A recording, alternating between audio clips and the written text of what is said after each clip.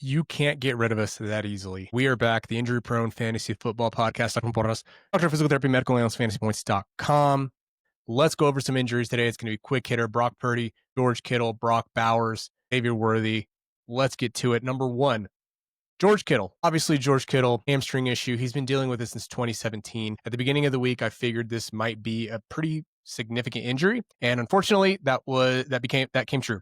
So George Kittle is going to miss the next 4 weeks with a hamstring injury. And depending on how slowly the 49ers want to bring him along, based on their history recently, I don't know how aggressive they're going to be, but this is going to be at least a 4-week-long injury for George Kittle. You're going to have to replace him.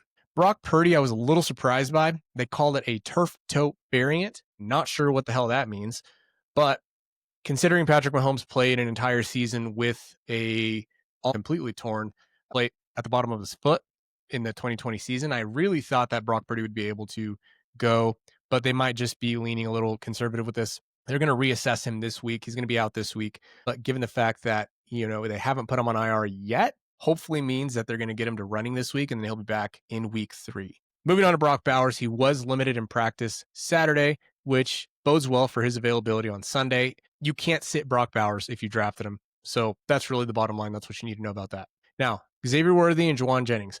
Worthy's out. Jennings is questionable. It would make sense for Jennings to also be out, but again, depending on how aggressive the 49ers want to be, could mean that he's out there.